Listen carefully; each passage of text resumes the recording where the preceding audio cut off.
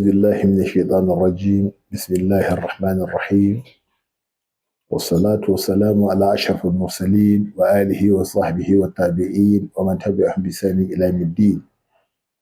إنما الأعمال بالنيات وإنما لكل امرئ ما نوى أو نكيمئين. أما بعد، godiya ta farko ga mahalicci subhanahu wa ta'ala bisa wannan gagarumin gudunmawa da Ubangiji ya kawo mana da agajinsa a daidai gabar da muke kishirwarta ta samar mana da wannan abin alkhairi. Godiyar mu ta biyu ga sina Rasulullahi sallallahu alaihi wasallama da shi ne jagoran zuwa ga dukkanin shari'a. Da abin da muka gani a cikin rayuwar nan kurin ma'aikin Allah sallallahu alaihi ce idan ka samu sa'ada. Godiyar mu ta uku ga Shehu Abdul Qadir Jilani da Allah subhanahu ta'ala qaddasa Allahu sirrahu. Allah Ubangiji ya yi mana baiwa da shi da kansa muka fahimci mahalicci da rabuwa izuwa gare shi ta kan la ilaha illallah. Godiyar mu ta hudu ga dukkanin musulmi na duniya baki ɗaya, kasancewar mu muna ƙarƙashin inuwa Muhammadiyya, wannan inuwa ce wacce take daga nan muna raja'in ta alƙiyama. Godiyar mu ta biyar bisa tsari tartibin shika-shikan musulunci ga shugaban wannan cibiya ta Rabi'atul Islam ko Rabi'a al-Muhammadiyya, Rabi'atul Muhammadiyya. An sa Najeriya, ba na kallon Najeriya. Annabi Muhammadu Rabi'arsa ta duniya ce baki ɗaya. Illa iyaka a Najeriyar ya kamata ya zamanto na Sahel ne, ƙasashen da suke jin lugha ta Hausa a ko'ina suke a duniya. Wani gidan rediyo na gidan talabijin da rediyo namu ne. Kira na gare mu abu ne guda ɗaya zuwa biyu.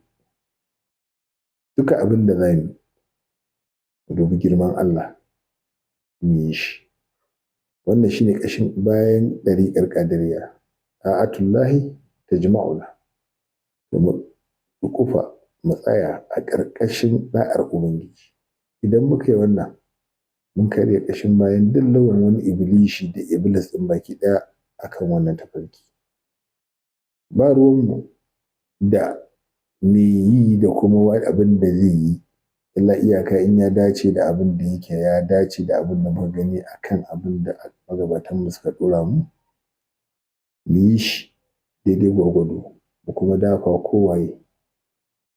Wannan ba wani abu ne a gurin Allah, har idan iblis zai iya roƙon Allah ya ara masa lokaci ya kuma bashi har izuwa ranar alƙiyama tare da lalacewarsa da tsinuwarsa a wurin Allah, amma Allah ya ansa masa roƙonsa aka ba shi izuwa ranar alƙiyama. Da haka babu wani fajiri da za a ga fajircinsa a guje shi don fajircinsa, kuma babu wani muɗi'i da za a ga ɗa'arsa don ɗa'arsa ya zamanto cewa an masa ɗa'ar da ta wuce ta abin da yake ta mahalicci.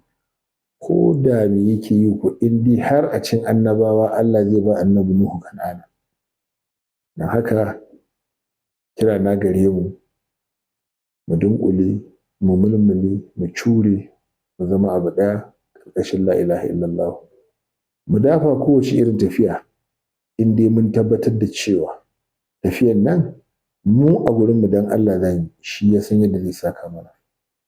Haka ba ruwanmu da waiwaye, da kalle-kalle, da kace-nace, ƙila waƙala ta wala duk ba za ta hana mu abin da ya kamace mu ba. Na roƙon Allah subhanahu ta'ala ya dafa wannan tafiya tamu. Irin ƙoƙarin da magabatanmu suka ɗauko a farko, Allah ya sa yabanyar ya ba ta ruwa ya kai ta gaci a hannunmu. Kada ya sa abin nan Allah kar ka kashe shi a hannunmu, ka raya shi a hannunmu saboda arzikin manzon Allah sallallahu alaihi wasallam. Ina kuma yi wannan cibiya fatan alkhairi, sannan kuma ina kira gare ta ta mai da hankali akan abin da ya shafi ƙadiriyya bisa ilimi. Shehu Qadir yana cewa ana nashrul ulumi wa darsu shuhudi. shi kansa shi ba nashrul ulumi bane, nashrul ulumi. Daidaito ilimin kanta shi ne daidaito ilimin, ba shi ne mai daidaita ilimin ba. Daidaita ilimi wannan mu aka barwa, amma daidaito ilimin shi ne kasancewar mu shi ne. Haka wajibinmu ne mu mai da hankali akan abin da ya shafi ƙadiriyya kuma akan ilimi. Ilimi kuma maurusi gadajje. Duk abin da muka ga ya dace, ya cancanta, ya ƙyanƙyanta gare mu bisa abin da ya bayyana gare mu na gaskiya, to mu dafa wannan abin ƙalban wa ƙalaban. Mu yi kuma addu'a ta gaske, wannan tafiya Allah ya dafa mana ita, Allah ya mana ci gaba a cikinta, ya kuma kula da mu, ya kula da bayanmu albarkacin manzon Allah sallallahu alaihi wasallama.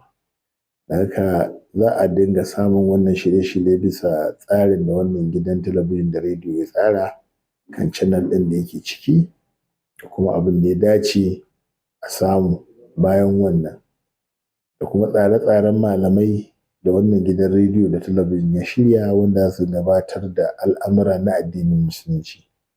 Allah ya kiyaye mu son rai, Allah ya kiyaye mu hawa da ɗaga kai da jin kai da isuwa da kallon fifiko ko da'awa ta wani girman asali ko abin da ya kama da haka, ko girman wadata. Allah ka ba mu ikhlasi tammi bi haqqi Rasulullahi sallallahu alaihi wasallam. Wassalamu alaikum wa rahmatullah.